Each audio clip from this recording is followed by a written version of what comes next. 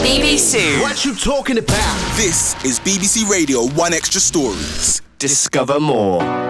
The most common reasons for being placed into care are abuse or neglect, but every story is different. Here's Shannon, who pays a visit to her childhood home. Hello, I'm Shannon. I'm 17 and this is where I was kind of brought up. I used to move about quite a lot, but then I moved here I think when I was 5 and I stayed here for 2 years, and then I moved into foster care when I was 7. It wasn't a house that you would want to live in. It wasn't tidy, it wasn't clean. Basically like a tramp's house, to be fair. That's how we lived, like, you couldn't change it. My mum couldn't change it because obviously she was not in the right state too. When I was little, my mum was I don't know if she's going to like me for this, but an alcoholic, and she used to take drugs as well. Sometimes I would see her doing it, sometimes I wouldn't, but she'll probably do it when we were sleeping or something. I knew what she was doing, but obviously I didn't know what to do, like. So obviously my school uniform wasn't clean, I wasn't clean, but obviously that's how my mum used to be. When I was at primary school, I think I was just quiet, not talkative, didn't have no confidence, apparently. My dad left when we was quite little. He walked out on us, so I have not seen him. I don't actually remember him at all. I remember things that like have happened and whatever, but I don't remember actually him. Over in Bristol, Nathan faced different challenges. When I got put into care, my life was at an all-time low. I was staying with friends on their sofas. I was just staying anywhere that I could, getting kicked out of my mum's house, running away. And then basically it got to a final straw and the police got called and I got arrested and charged with criminal damage.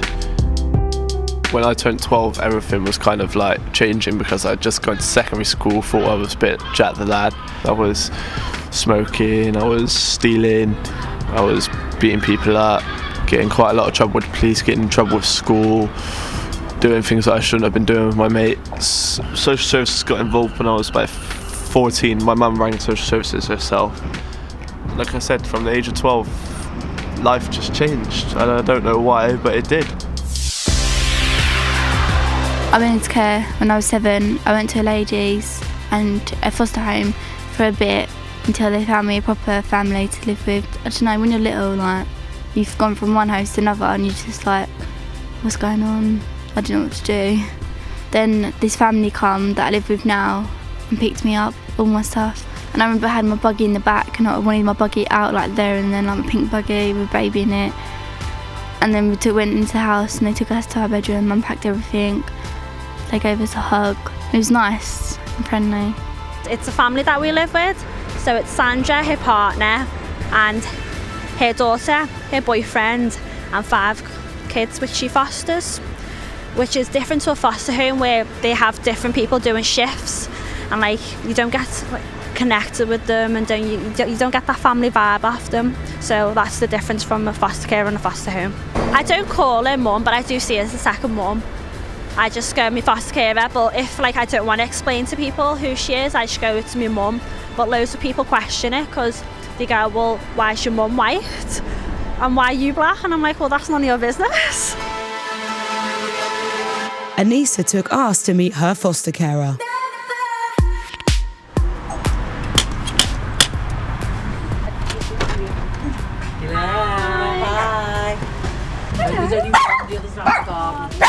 Hi, Nini. Hi, Shasha. Yeah, I'll go in the front room, we'll go in here, that's okay. I'm Sandra and I'm Anisa's foster carer. They were quite sort of shy, obviously, at first, when they first came because, well, they just didn't know what to expect. At first, when I came here, I just thought, well, wow, because it's a very posh area and the house is quite nice. And it's big, so I was quite intimidated because I was always used to like 2 bedrooms. Me and my sister share one and my mum. And I got given this room. Within a few days, settled down and started coming out of the shell. Anisa has always been very, very bubbly, very friendly. She's just a lovely person. Once they walk through the door, they become a part of us, and that's the way it should be. They're a part of us, and they'll always be a part of us. I've got to say, do you know, and I'll say it, I've always said it, the best thing I've ever done is foster. I don't know, if I knew that I was going to get this much satisfaction and enjoyment out of it, I'd have done it years ago. Nathan still saw his mum regularly whilst living with his foster family, but their relationship has always been turbulent. Now with my mum, at the moment it's probably best it's been in a while, but we do have our ups and downs like any mother and son does. We see each other about 2 to 3 times a week. Yeah, if we see each other too much, we start arguing. That's what I said. He starts rubbing me up the wrong way when he comes. No, you start rubbing me up the wrong way. Yeah, people assume because he was in care it was because he was taken away, and it wasn't like that. It was what we call voluntary care. It had to be done in the end because of his sister as well. I had to think about everybody. Although it's, you know, if I could turn back time, I wish he hadn't have gone to care, but at the same time, something had to give in the end. It was the worst time of my life, and it was the worst time of his life, and it was just horrible. And I was just thinking what he must have been feeling, rejected and horrible. But sometimes you have to do things that don't seem to be. Might have seemed to him that I wasn't thinking of him when I was. I can't believe that he's doing his own washing and cooking, and that's things like that I'm proud of, you know. And that's why, you know, I don't want to be hearing from the police or whatever. Yeah. I'm Edward Timpson, and I'm the Minister for Children and Families. I'm Nathan, I'm from Bristol. Basically, when I was 15, me and my foster brother had a bit of a fight, and it resulted in my foster carers ringing the police. I later on got charged for assault by beating, but the next day we were absolutely fine, we were friends, but my foster parents couldn't drop it because the police wouldn't let them. For some people who would like a career path working with the elderly, disabled people with other difficulties and children, it'd be harder for them to do that. But is there anything you could do to help this situation, or do you know why this situation occurs?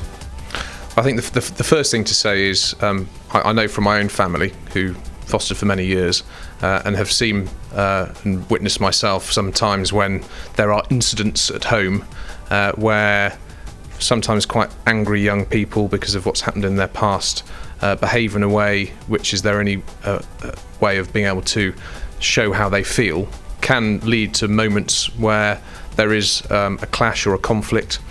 And obviously if someone's committed a crime, they've committed a crime, and we have to deal with it. But what we don't want to happen is for that then to follow you around for the rest of your life and stop you doing something which is really going to make a difference to your life and hopefully the lives of others. There are lots of excellent people who are in work now who have got into trouble when they were younger, including those who've been in care, but by people understanding that that's not necessarily a reflection on who they are, that they have got something more to them which is really positive, that they've been able to get on in life, and that's what we want you and other people in your situation to be able to do as well. Okay, thank you. Would it be better if there was someone in that allocated area to deal with that kind of situation? Because if it was a non-fostering family and 2 siblings got into a fight or had an argument, it wouldn't involve the police. Well, I think you make a really good point, because what we need to be careful of is that we don't treat children or young people in care any differently than if they're in their family home or any other child who is living at home, and as a result they don't miss out on opportunities that would otherwise have been there for them. I think one of the ways that we can do that is first of all what we've done around what's called a personal advisor, and there's someone who is there to, as it suggests, to help you, to advise you on what support's out there for you, how you can get into work, how you can get a home that's right for you. And one of the things that we did when we came into government a few years ago was to increase that from the age of 21 up to the age of 25, because sometimes actually they may need it, that support, for longer. In my future, I would like to have a stable job that pays, and hopefully to do mobile hairdressing. I'm looking to move to Western, Supermare, and hopefully get an apprenticeship or a job or maybe a college course over there.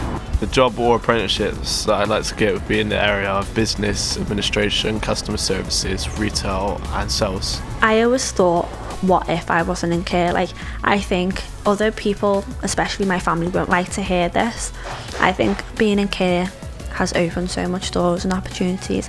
I think personally, if I stayed with my mum, I don't know if I'd done my A-levels or wanting to go to uni or moved out at such a young age.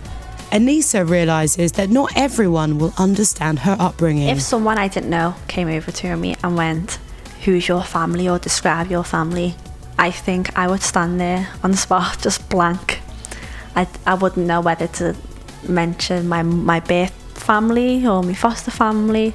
If it's anyone from school that I didn't speak to or anyone from work which know about my foster family, I'd explain my foster family. And if it's someone that I know that will know my family, I'll explain them. But ideally, I'll just explain both of them. Because if I say foster or care, everyone goes, "Oh, so where's your real family?"